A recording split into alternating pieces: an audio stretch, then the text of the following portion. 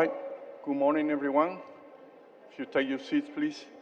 We're going to start the next session. I think in the program is session 8.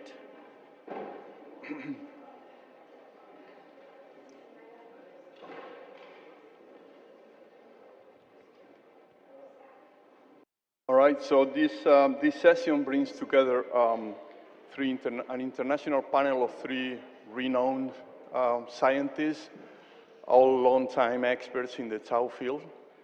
So I think that's the Taoist session today. I'm going to do a very brief introduction so we have time for the presentations and hopefully a nice discussion afterwards. So it is my great pleasure to now to introduce you Michel Goedert from the MRC Laboratory of Molecular Biology at Cambridge, UK. And Michel will talk us about cryo-EM extractors of amyloid filaments from human brain. So, Michel, thank you for coming. Welcome to Salamanca. The floor is yours.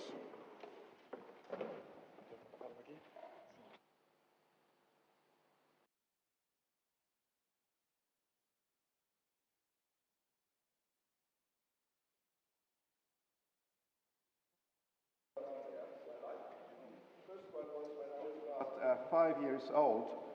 And I can't remember anything of it, but I must have got on my parents' nerves so much that they named me Don Miguel de Salamanca, Castilla y León, and this name stuck with me for decades. So I can only hope that I have calmed down a little bit since then. So I'm going to give you an overview of our ongoing work on the cryo-EM structures of amyloid filaments from brain. And I want to start by showing you this slide, which gives a list of neurodegenerative diseases. They account for something like 95% of cases of late-onset neurodegenerative disease in man, and they're grouped together because they share the presence of abnormal filamentous inclusions in nerve cells, and for some of them also in glial cells. Now, the causes of these diseases are largely unknown, but there are cases of familial disease which are inherited on a dominant manner for most of these diseases. The exception is Huntington's disease, which is always inherited, and chronic traumatic encephalopathy, which is probably always environmentally induced. And the causes of these familial forms can be identified, and they are in the proteins that lead to deposition, or the proteins that are deposited in these diseases, which provides a direct link between the causes of these diseases and protein assembly. And one extrapolates then from that to all cases of disease, be they familial or sporadic. And which shows, I think, that the formation of these inclusions is a seminal event in all cases of disease. And I'm going to talk about inclusions formed by 3 proteins, tau, most of my talk will be on that, alpha-synuclein, and a little bit about beta amyloid. And as you can see from this slide, more than one disease can be characterized by a given protein inclusion. So 7 of these 13 diseases shown here, the 7 diseases shown in blue are so-called tauopathies. 3 of these diseases are synucleinopathies, shown in red, and only in Alzheimer's disease do you have abundant beta amyloid deposits as well as abundant tau inclusions. So Alzheimer's disease, in a way, is an exception in the sense that you have 2 types of filamentous inclusions. Now, the next slide shows you the tau gene. So there's one gene. There are 6 isoforms that are expressed from the single gene by alternative messenger RNA splicing, and they differ by the presence or absence of these inserts here, shown in red, green, and in yellow. I'm not going to say much more about the red and green inserts, but the yellow insert is important in terms of neurodegenerative diseases. And based on the presence or absence of these 31 amino acid repeat, there are tau isoforms with 4 repeats each and tau isoforms with 3 repeats each. And in normal brain, the ratio of these 3 repeat tau isoforms and 4 repeat tau isoforms is roughly 1 to 1. And it came as a surprise that the change in this ratio, so there's relatively more 4 repeat tau formed and 3 repeat tau, can lead to familial forms of frontotemporal dementia and Parkinsonism linked to chromosome 17. Now, when you look by light microscopy, you can see, and you stain for tau, you can see that tau inclusions come in different shapes in different conditions. So Alzheimer's disease, tangle-only dementia, they're sort of flame-shaped. Pick's disease, they're round. Chronic traumatic encephalopathy, they are largely, like in Alzheimer's disease, in nerve cells. And then you have abundant inclusions in glial cells as well, in progressive supranuclear palsy, corticobasal degeneration, and in arteriophilic grain disease, as well as in chronic traumatic encephalopathy. Now, this is light microscopy. If you now look by electron microscopy, you can see abnormal filaments in all these situations, and these are the paired helical and straight filaments of Alzheimer's disease. Straight filaments are indicated by an S, some of them at least, and these filaments can be divided into basically two parts. There's the core of the filament and the so-called fuzzy coat of the filament. The core of a filament is what is required for a filament to look like a filament, and the fuzzy coat is the other stuff that is unstructured. So for tau, for instance, the core of a filament is what you can see here as a filament. The fuzzy coat is this black material that lines the filament surface on both sides, and that is found here between these two black arrows. Now, I'm going to talk about the Cryo-EM structures of tau filaments, but also other disease filaments in the rest of this talk. But before that, I want to put this into some sort of perspective. So in 1963, Michael Kidd in London described the paired helical filaments of Alzheimer's disease. And in 1988, we showed that tau protein is an intrinsic component of these filaments, and that the repeat region of tau is probably forming the core of the filaments, and I think that has been proved since.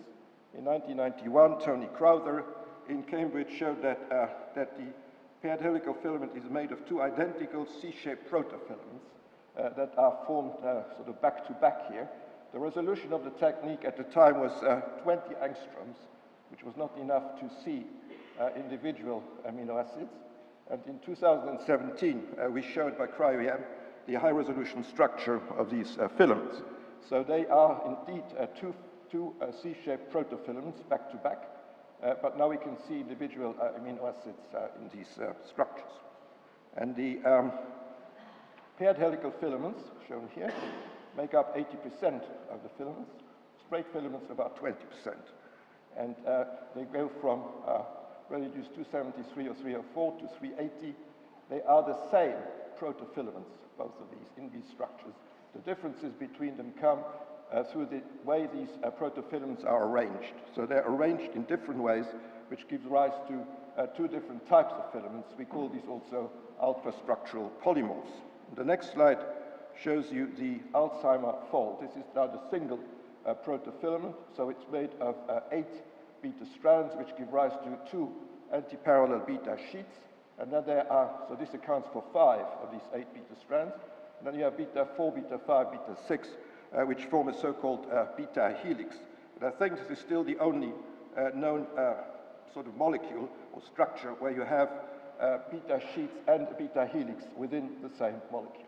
And you find this fold not just in Alzheimer's disease, you also find it in these conditions here.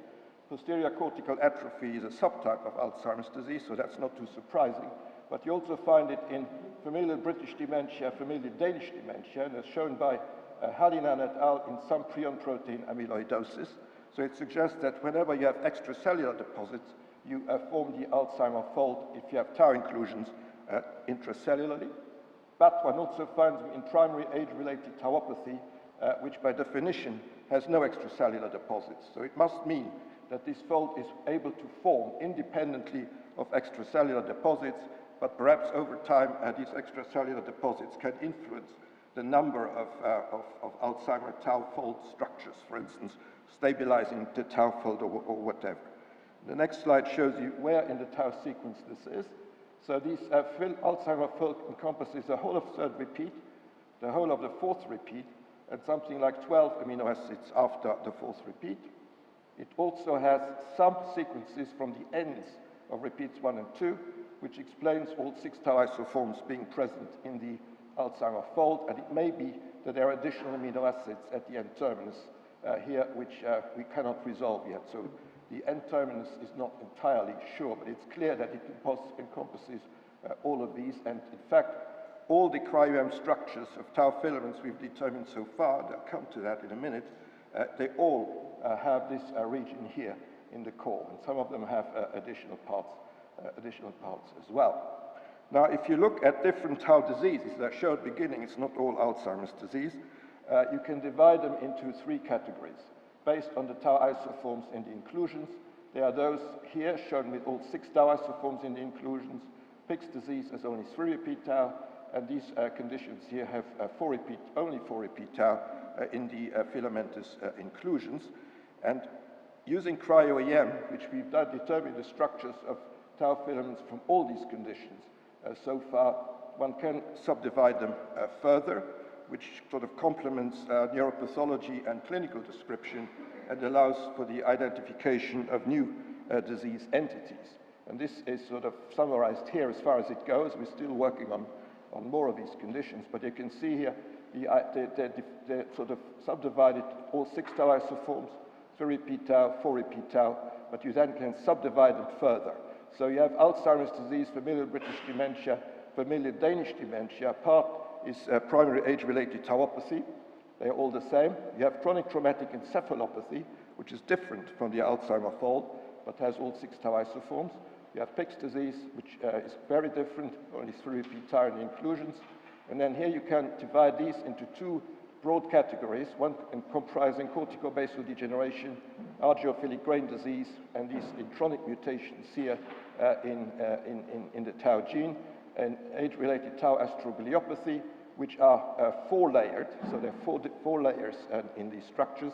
And then there are these here, where you only have 3 layers. So this is progressive supranuclear palsy, globular glial tauopathy, and this condition here, which is in between globular glial tauopathy and progressive supranuclear palsy, which we call the GPT fold, which I think indicates that one can identify new disease entities using a cryo-electron microscope.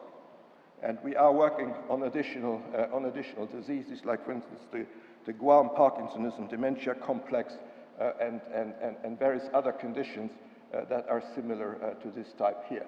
So in future, we hope to be able to sort of update this classification.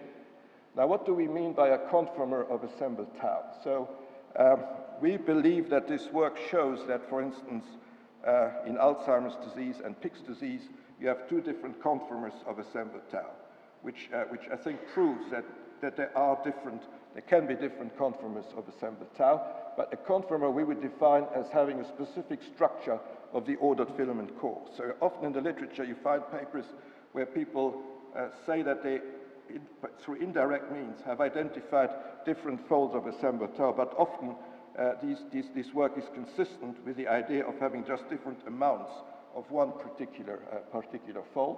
What we also find is that each tauopathy is characterized by its own filament conformation. So you only have one type of filament conformation per condition, we would say, but you have some tauopathies that share the same conformation. So Alzheimer's disease, familial British dementia, for instance, they are 2 different diseases, but they have the same conformation in the tau filament. So it's the Alzheimer fold in that case. You have the same in, for instance, argiophilic grain disease, and the +3 and +16 tau mutation cases are identical as well, and they are probably different diseases, unless these familial cases are just familial cases of argiophilic grain disease. We're not sure of that. Now, the important thing is that differences in conformation are between some diseases, not between individuals with a given disease. So if you take, let's say, 10 people with Alzheimer's disease, they will all have the same fold. 10 people with PSP, they will all have the same fold. So we believe that the fold itself, in a way, is specific for the disease, but as I said, there can be more than one disease that has the same fold. But for a given disease, you have only one fold. And if you have 2 different folds in a given brain, this individual probably had 2 different diseases. So we had one case of progressive supranuclear palsy, which in the entorhinal cortex also had argiophilic grain disease fold. And histologically, you find these 2 types of inclusions. probably indicating that this person had two different diseases, whereas in the thalamus, this person only had the PSP fold, not the AGD fold. Now, this is all very well. It's all a bit descriptive, perhaps, and in order to understand the mechanisms underlying what's going on, one has to be able to form these folds experimentally. So far, nobody has been able to form folds that are like those in human brain, either in vitro or in animal models. And recently, we have been successful in doing this using this fragment of tau. So it's only a fragment. It's not a full molecule. And if you express this in E. coli and you assemble it into filaments, you determine the structures of these filaments. They're identical to the paired helical filaments, identical to the Alzheimer fold that we find in Alzheimer's disease and several other diseases. And of course, the challenge now is to extend this work, hopefully to the full-length molecule, probably modifying the full-length molecule in some ways to form and then be able to form this Alzheimer fold.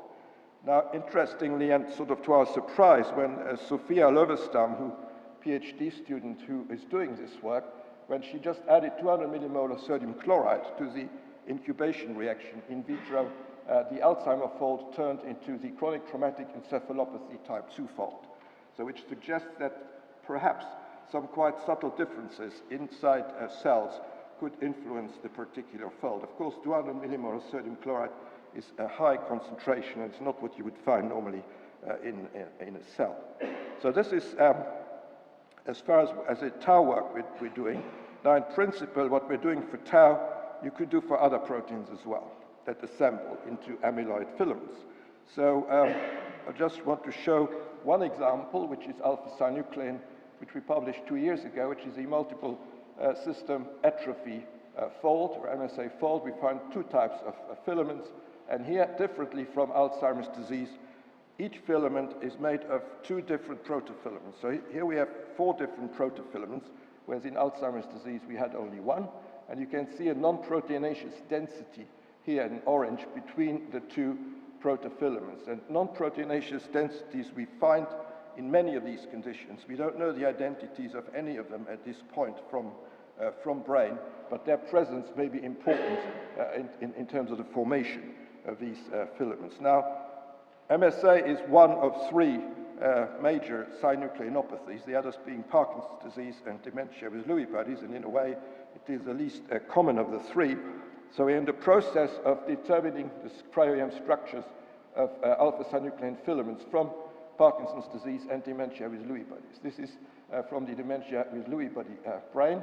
It is more difficult than for MSA because the filaments are straighter. They're much, much straighter, and the straighter the filaments are, the more difficult it is to determine their structures by Cryo-EM. But we believe that we have succeeded, and we're in the process of finishing this work.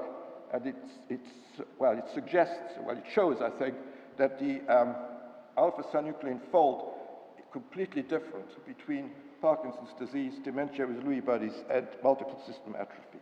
But it is the same between Parkinson's disease and dementia with Lewy bodies, which I think indicates that there must be different molecular conformers of assembled alpha-synuclein in these different conditions. And again, we find that if you look at multiple cases of individuals with a given disease, you find exactly the same fold in those brains.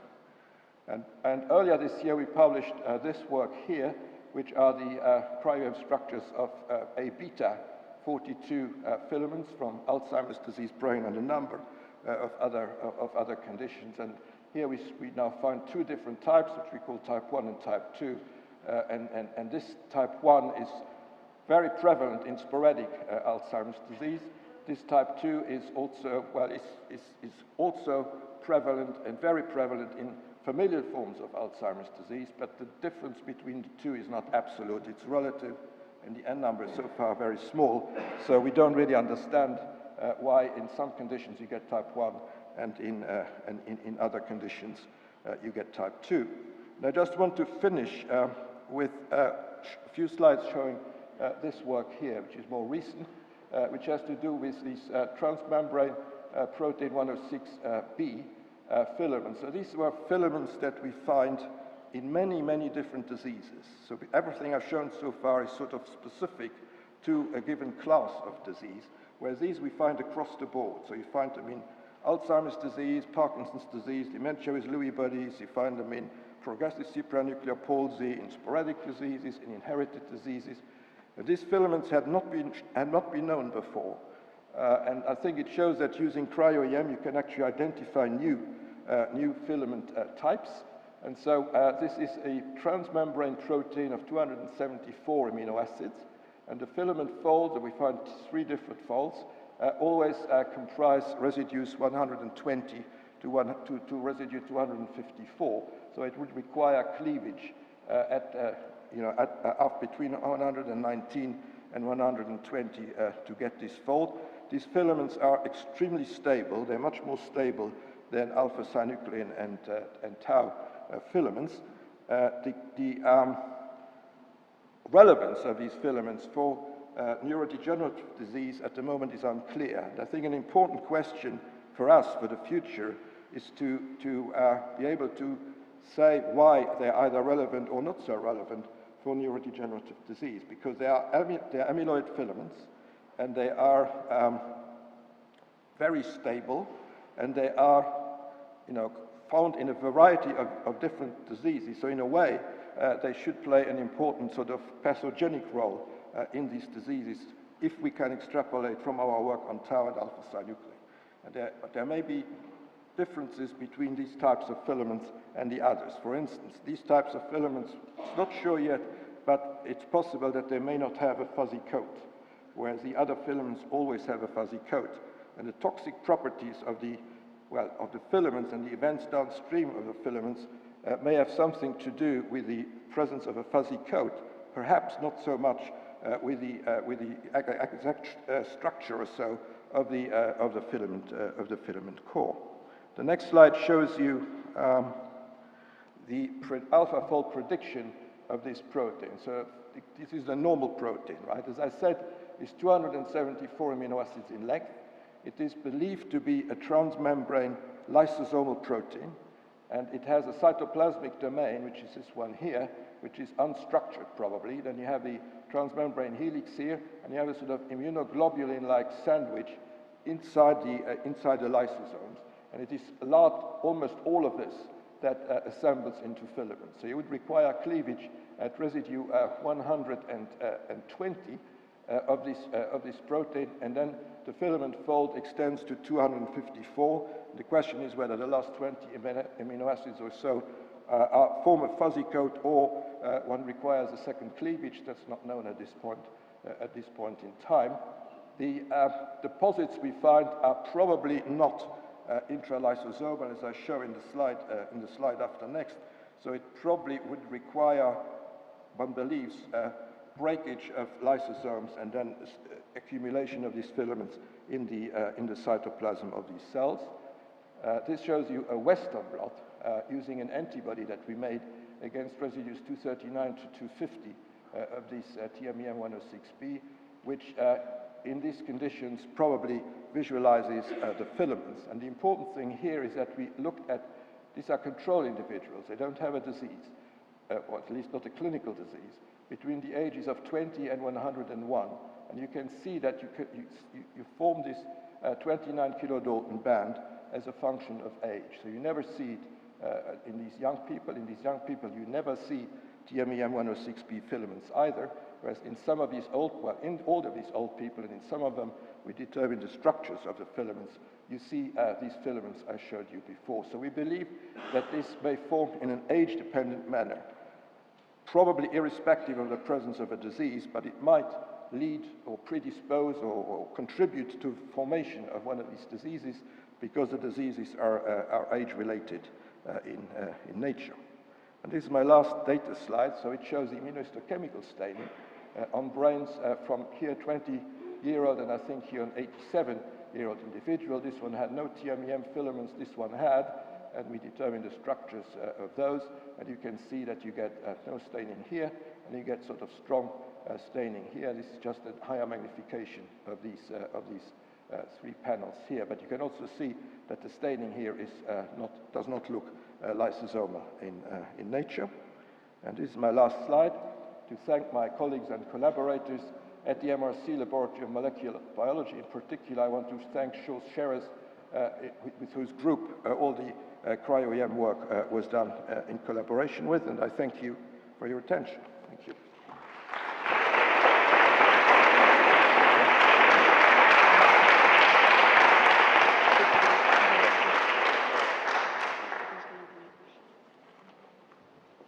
Thank you very much, Michel. So the paper is open for discussion, if there are any questions. Yeah.